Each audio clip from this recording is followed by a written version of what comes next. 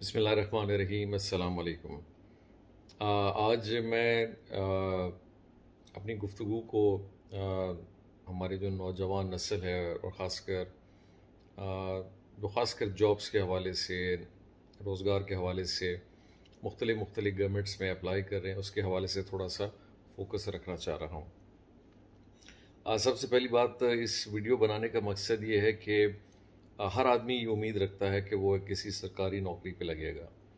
और उसके लिए वो फिर अपने एमपीए, एमएनए, सेनेटर, इलाकाई मोअज़्ज़िज़ीन, चेयरमैन सब के पास जाते हैं दरख्वास्त लेके कि कोई ना कोई हमारे बच्चे का, बेटे का, बच्ची का या किसी और का भी जॉब करवा दे। यकीनी तौर पे मुल्क में अगर रोज़गार नहीं होगा तो लोगों को एक बहुत बड़ा मसला है, लेकिन हमने ख़ासकर बलूचिस्तान में एक जहन ऐसा बन चुका है कि हर आदमी की ज़ोर सरकारी नौकरी की तरफ होती है। और उसकी बहुत बड़ी वजह यह भी है कि बलूचिस्तान में शायद ज़राए आमदनी के और बहुत ज़्यादा कारोबार नहीं है, बहुत बड़े बड़े शहर नहीं हैं, बहुत सारी चीज़ें नहीं हैं। ज़मींदारी है, माल मवेशी है, ट्रेड है, बाज़ार हैं, चीज़ें हैं, थोड़ा बहुत बिज़नेस है, कोस्ट पे फ़िशिंग होगी, इसी तरह बाकी मार्केट्स एरिया हैं। तो इसी तरह लोग ज़्यादा कोशिश करते हैं कि सरकारी नौकरी मिले। ये बदकिस्मती है कि लोगों ने टैग भी किया हुआ है कि बहुत सारी सरकारी जॉब्स जो हैं वो बिकती हैं और लोग बाकायदा उसके लिए न चाहते हुए भी अपने बच्चों के लिए वो पैसा खर्च करते हैं ताकि उनके बच्चे लगें। अब सरकार का एक निज़ाम ऐसा बना हुआ है जिसके अंदर ट्रांसपेरेंसी हम जितनी भी लाना चाहें वो पूरा नहीं हो रहा, क्योंकि इख्तियार जो है वो ऐसी ऐसी कमेटीज़ और लोगों के पास फिर जाती हैं जहां उनको आसानी से कुछ दोस्त, कुछ यार, कुछ लालच, कुछ आगे पीछे में सारी चेंजेस होती हैं। जो लगते हैं यकीनी तौर पे वो खुश होते हैं, और जो नहीं लगते उनमें मायूसी की लहर फैल जाती है। और मायूसी की लहर यकीनी तौर पे इसलिए भी ज़रूरी वो फैल जाती है कि वो कहते जी अगर हमारा हक, हम समझते हैं कि ये हमारा हक था। अब यकीनी तौर पे वो हक मेरिट पे हो तो किसी को एतराज़ नहीं हो, लेकिन चूंकि अभी तक मेरिट का हमने कोई ऐसा सिस्टम बनाया नहीं है कि लोग मेरिट पे लग सकें, तरीक़ेकार ऐसा हो। कोई मैट्रिक पास है तो एक स्कूल कहता है कि जी चीटिंग वाला रिज़ल्ट है, उसका बड़ा अच्छा है, तो वो उसके मैट्रिक में बड़े अच्छे मार्क्स हैं। एक स्कूल के हेडमास्टर बड़े सख्त हैं, वो चीटिंग ही नहीं होने देते, तो उनका ग्रेड कम है, तो वो कहते जी वो तो लगना तो फिर उसी ने है जिसके मैट्रिक के अच्छे मार्क्स होंगे या कॉलेज के अच्छे मार्क्स होंगे। तो मैं एक बात तो ये कहना चाहता हूँ कि हमें ख़ासकर जो अभी हमारे यंगस्टर्स हैं, हालिया में जितने भी बलूचिस्तान में इन्होंने जॉब्स के लिए अप्लाई किया है, ख़ासकर फिर मैं अपने ज़िले के लोगों से भी मुखातिब हूँ कि लोगों ने इसको भी एक सियासी प्लेटफॉर्म के तहत इस्तेमाल करना शुरू कर दिया है। आए जी हम आपको इतनी नौकरियां देंगे, आप हमारे साथ ऐलान करें। फिर एक ग्रुप पकड़ता है जी आप हमारे साथ आए, हम आपके ऐलान करवाते हैं। तो अब देखा देखी में ये देखा जा रहा है कि जॉब अप्लाई और लेने के चक्करों में लोग अपनी सियासी और अपना जो एक सियासी जहन है उसको इस चीज़ों पे ला रहे हैं कि जी जो जॉब दे देगा हम पूरा मोहल्ला या पूरा गांव उनके साथ जाएंगे। लेकिन यकीनी तौर पे उस मोहल्ला गांव में एक रोज बेरोजगार नहीं होगा, सैकड़ों बेरोजगार होंगे। तो और जो भी ये लालच देता है, चाहे वो सियासी पार्टी हो, मैं हूं, हमारे हरीफ हों या कोई और है, तो मेरी आप सबसे दरख्वास्त होगी प्लीज़ इस चीज़ों में ना आया करें। क्योंकि जॉब एक ज़िले के अंदर जोर लगा लें 200-300 साल में निकलेंगे, इससे ज़्यादा निकल ही नहीं सकते। और हर ज़िले में हज़ारों लोग बेरोजगार हैं, तो 200-300 तो लग जाएंगे, और बाकी जो हज़ारों ने अप्लाई किए वो जो नहीं लेंगे वो और नाराज़ भी होंगे। और हम इस चीज़ को तय कर लें कि अगर हमने एक अच्छे अंदाज में चीज़ों को आगे ले जाना है, अपनी तालीम अच्छी लें, कोशिश करें, सिर्फ ये ना सोचें कि सिर्फ सरकारी नौकरी है, हमें तालीम हासिल हमने की है तो हमें सरकारी नौकरी मिलेगी। हमें अपनी ज़िंदगी, अपनी मईशत, अपने काम, अपनी चीज़ों की तरफ और भी बढ़ना है। ये मेरे पास बहुत, क्योंकि मैं पिछले ईद में अभी इलाके में था तो मैंने देखा हर आदमी एप्लीकेशन लेके आता है जी मेरे बच्चे ने यहाँ अप्लाई किया, मुझे इसको यहाँ लगा दें, किसी ने कहा है वहाँ किया वो लगा दें। हालांकि मैं उनको कहता हूँ भाई ये हमारा इख्तियार तो नहीं है, क्योंकि नहीं हम उस कमेटी में है, ना उस फाइनल सिग्नेचर में हैं या किसी चीज़ में हैं। लेकिन हर आदमी उम्मीद रखता है कि जी हमारे लिए कोई ना कोई सिफारिश कर दे। तो मैं कभी कभी उनसे ये भी कहता हूँ कि जी अगर उस पोजीशन में अगर हूँ भी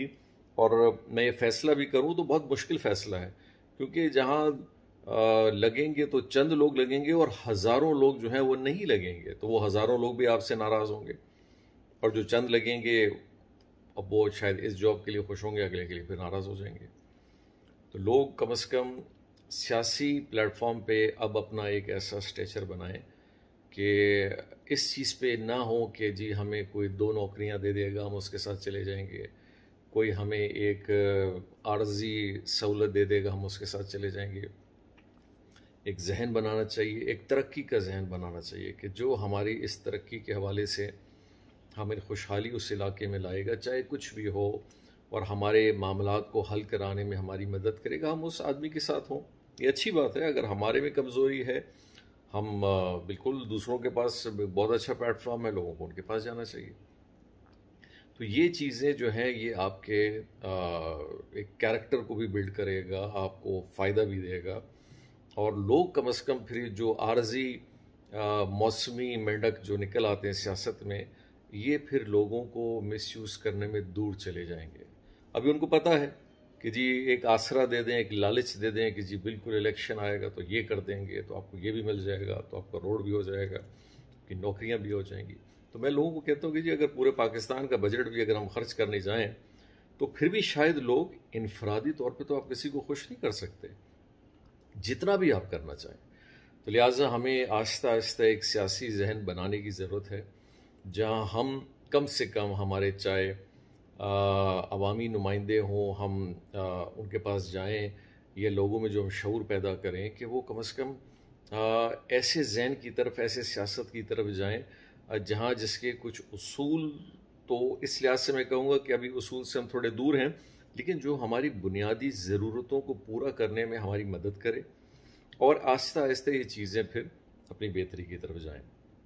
तो मैं यंगस्टर्स से कहूँगा कि आप लोग देखें,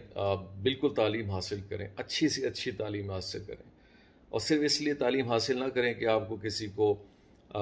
किसी डिपार्टमेंट में एक 4 स्केल पे जॉब पे लगना है, कोई क्लर्क लगना है या कुछ और लगना है। अपनी तालीम को जारी रखें, ताकि ये आपको एक स्टैंडर्ड दे, ताकि आप जितनी आला तालीम की तरफ आगे जाएंगे, आप उतना ही अच्छा एक अपॉर्चुनिटी, एक आपको मौका मिल सकता है पाकिस्तान में, पाकिस्तान से बाहर अपनी ज़िंदगी में 40 साल बाद, 50 साल बाद, 20 साल बाद, 5 साल बाद, कि आपने वो जो तालीम हासिल की उसने आपको कम से कम इतना थोड़ा काबिल बनाया कि आप कुछ चीज़ों को जानने लगे, और आपने अपनी ज़िंदगी में उसको इस्तेमाल किया और उससे आपको फ़ायदा हुआ। लेकिन अगर हमने तालीम हासिल की, महज इसलिए अगर हमने तालीम हासिल की कि हमें एक बहुत मामूली सी सरकारी नौकरी के लिए अपने को जॉब पे लगवाना है, वरना तो ये तालीम हमारी बेकार है, ये इस फ़लसफ़े को जहन से निकालें। और इंशाल्लाह अगर आप इस फ़लसफ़े को जहन से निकालेंगे तो इंशाल्लाह अल्लाह ताला आपको कामयाबी भी देगा। ज़हनी तौर पे आपका तवाज़ुन बहुत बेहतर होगा, आप अपनी चीज़ों को एक अच्छे अंदाज में देख सकते हैं, और अपनी ज़िंदगी को और अपने बच्चों के लिए और अपने ख़ानदान के लिए एक बेहतर मनसूबाबंदी कर सकते हैं उस तालीम के हवाले से। तो मेरी ये रिक्वेस्ट है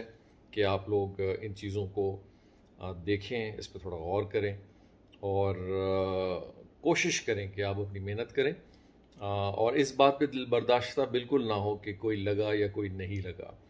क्योंकि ये मुमकिन ही नहीं है। जहाँ हज़ारों लाखों लोग बेरोज़गार हों, वहाँ चंद असामियाँ अगर आएँ और कुछ लोग पोस्ट पे लगें और बहुत सारे ना लगें, ये मुमकिन ही नहीं है कि सब लोगों को सरकारी नौकरियाँ मिल सकती हैं। तो हमने इस हवाले से चीज़ों को आगे ले जाना है, और हमने अपनी तालीम को, अपने शऊर को, अपने स्किल्स को, अपनी इन सारी चीज़ों को बेहतर करना है कि हम एक अच्छी ज़िंदगी भी कर सकें, एक शऊरी ज़िंदगी कर सकें, एक कामयाब इंसान की ज़िंदगी कर सकें, जो हमें इतना कम से कम बेहतर बनाए कि हम इस सरकारी नौकरी के अलावा भी अपनी ज़िंदगी में उस तालीम को हासिल करके अपने लिए कुछ ना कुछ सोच सकें, कुछ ना कुछ कर सकें। बहुत बहुत शुक्रिया। अल्लाह ताला हम सब का निगहबान हो और हमारी मदद करे, और ख़ास कर अल्लाह ताला आप सब पे अपना रहम करम रखे। वो लोग, वो ख़ानदान जो इन मुश्किलात से गुज़रते हैं, जहाँ उनके घर में रोज़गार का बहुत बड़ा मसला है, हमारी कोशिश होती है और कर भी रहे हैं कि किसी न किसी हवाले से लोगों के मसाइल हल हों, जितना हमसे हो सकता है